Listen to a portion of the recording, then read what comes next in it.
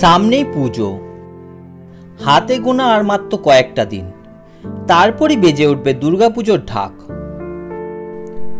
কাশফুলের শোভায় ছড়িয়ে উঠবে মাঠ ঘাট,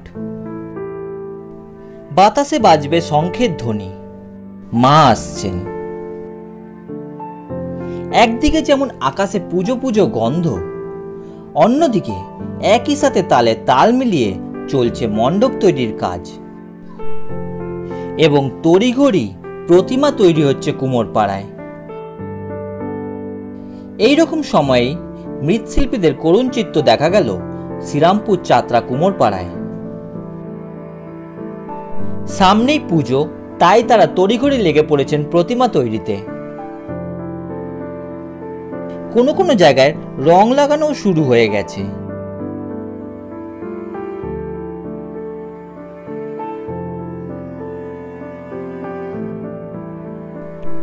কিন্তু এত কিছুর মধ্যেও কদিনের বৃষ্টি যেন কুমোরপাড়ার মৃৎশিল্পীদের চোখে অশ্রু বয়ে এনেছে। এক তো প্রতিমা শুকোচ্ছে না, তার মধ্যে আবার ফেটে ফেটে যাচ্ছে। কোনো কোনো জায়গায় আধুনিক যন্ত্রাংশ দিয়ে প্রতিমা শুকোনোর কাজ চলছে। সময় মতো অর্ডারের ডেলিভারি দিতে না পারলে সবকিছু পণ্ড হয়ে যাবে, সেই চিন্তায় তারা বিভোর হয়ে গেছেন। তারই মধ্যে আবার এত কিছু দেখে বর্তমানে মৃৎশিল্পীদের পরিবারের ছেলেমেয়েরা এই পেশা থেকে মুখ ফিরিয়ে নিয়ে অন্য পেশার দিকে ঝুঁকে পড়ছেন। যদিও এখন প্রতিমা আগের তুলনায় বেড়েছে, তা সত্ত্বেও প্রতিমার দাম সেরকম হারে বাড়েনি বললেই চলে। কাঠামো, খড়, চালা, সাজ সরঞ্জাম সবকিছুর মূল্যের সাথে তালে তাল মিলিয়ে প্রতিমার দাম সেরকম বাড়েনি। তারপর বাইরে থেকে কর্মচারী এনে কাজ করানোর ফলে সেরকম লাভের মুখ দেখছেন না মৃৎশিল্পীরা। কতটা প্রভাব পড়েছে এবছর, মানে এই যে 3 দিন 4 দিন বৃষ্টি হলো, কতটা প্রভাব পড়েছে এবার পুজোয় ঠাকুর বানানোর ক্ষেত্রে? মাটির কাজে বৃষ্টির প্রভাব তো একটা পড়বেই। যেরকম মানে এই যে সময়টা আমাদের রঙের কাজ শুরু হয়েছে দুর্গা ঠাকুরে, মানে দুর্গা পূজার সঙ্গে বিশ্বকর্মা পূজার ডিফারেন্সটা তো বেশি দিন নেই, যার জন্য দুর্গা ঠাকুরও রং হচ্ছে। রঙে মানে জল বৃষ্টি হলে রঙের কাজ হলে তাতে চিটচিট ফাট হয়, সেখানে লেবার ডবল লাগে, শুকনো হতে চায় না, কালারটা ঠিক মতো আসে, এই আর কিছু অসুবিধা। মানে এবছর তো অত্যাধিক হারে দেখা গেল যে বৃষ্টি হয়েছে, গত বছরের তুলনায় এবছর অত্যাধিক হারে বৃষ্টি হয়েছে। এবছর কতটা বেশি প্রভাব পড়েছে? বৃষ্টিটা আমাদের সেই ধরনের ক্ষতি হয়নি, কারণ হচ্ছে বৈশাখ জ্যৈষ্ঠ মাসে ঠাকুর ফার্স্ট লেয়ার দেয়া হয়ে যায়, দ্বিতীয় লেয়ারের কাজ আরম্ভ হয়েছে অটোমেটিক। শ্রাবণ মানে যে শ্রাবণ মাসে যে বৃষ্টিটা হয়েছে সেই বৃষ্টিটা সেরকম কোনো ক্ষতি। আচ্ছা, আগে দেখা যেত যে প্রচুর হারে ঠাকুর বিক্রি হতো, কিন্তু গত কবছর ধরে দেখা যাচ্ছে যে দিনে দিনে ঠাকুর বিক্রির চাহিদা কমে যাচ্ছে, কি বলবেন? চাহিদা কমেছে বললে ভুল বলা হবে, পুজো উত্তর উত্তর বাড়ছে। মানে এটা কি হচ্ছে, চাতরা আমাদের যে মার্কেট, চাতরা শ্রীরামপুরের যে মার্কেট, এই মার্কেটটার আশপাশে বিভিন্ন জায়গায় ঠাকুর ঠাকুর তৈরি হচ্ছে। তাহলে এই মার্কেটে ন্যাচারালি যতগুলো খদ্দের আসতো তারা লোকালে পেয়ে যাচ্ছে, তারা এই মার্কেটটা অ্যাভয়েড করছে, যার জন্য এই মার্কেটের চাহিদাটা হচ্ছে কম হচ্ছে ব্যাপার। মানে সেইভাবে যদি বিচার করা যায় দেখা যায় যে যে পুজো দিন দিন বেড়েই যাচ্ছে, আপনি যেদিকে তাকাবেন সেদিকেই ঠাকুর তৈরি হচ্ছে। অতএব এটা তো বিক্রি হচ্ছে কম বেশি, তাহলে হচ্ছে আপনার ঠাকুর বিক্রি মানে হচ্ছে কম বিক্রি হচ্ছে বললে ভুল বলা হবে, বা চাহিদা কমছে বললে ভুল বলা। এই মার্কেটের চাহিদা কমেছে, হয়তো এইটাকে বলা।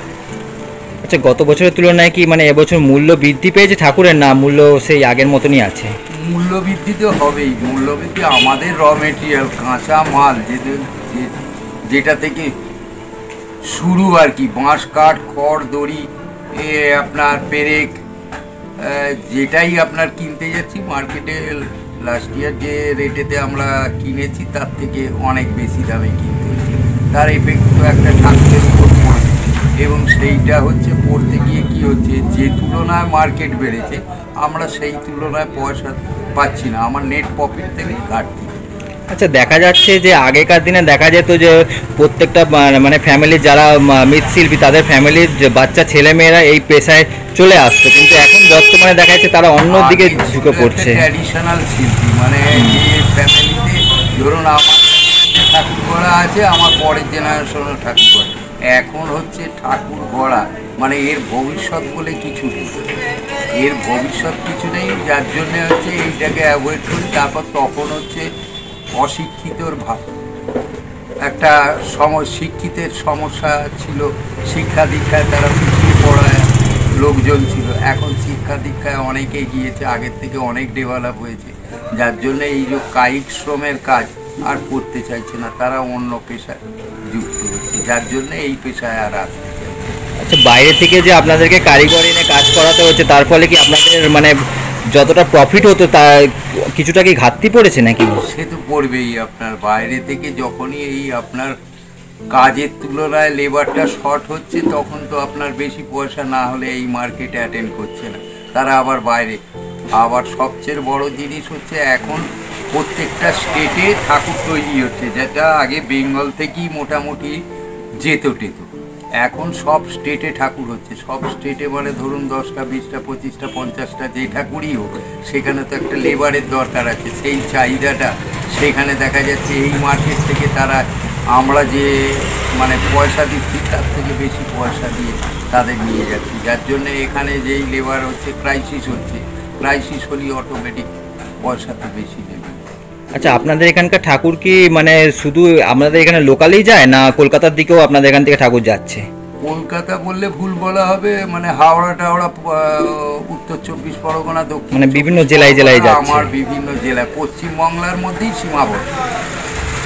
আচ্ছা, এবছর যে এই যে আরজি করে যে এত মর্মান্তিক একটা ঘটনা ঘটলো, সেটার কি কোনো প্রভাব পড়েছে এই পুজোর ঠাকুর বিক্রিতে? প্রভাব বলতে যে সময় আরজিকর কাণ্ড ঘটনা ঘটেছে সেই সময় তো ঠাকুর তৈরি হয়ে গেছে, এমন হচ্ছে সব পূজা কমিটি ঠাকুর অ্যাডভান্স দিয়ে চলে গেছে। আমাদের বিশেষ করে আমি আমার ইউনিটের কথা বলতে পারি, আদার্স তাদের কথা কি বলতে পারবো না, আমারটাই বলি। আমি হচ্ছে আপনার প্রথমেই যে ঠাকুর তৈরি করছি সব ঠাকুর সেল হয়ে গেছে, অতএব এর প্রভাবটা এই মুহূর্তে পড়েনি।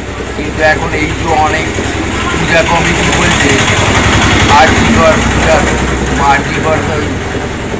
কাণ্ডের ফলে দিদিমণি যে টাকাটা, সরকার যে টাকাটা অ্যালটমেন্ট করেছে সেই টাকাটা রিটার্ন দিচ্ছে, দিয়ে সেই সব কাস্টমারগুলো পরবর্তীকালে আবার আমাদের থেকে কোনো রকম অ্যাডভান্টেজ চাইবে কিনা, তখন বোঝা যাবে তার এফেক্ট কী।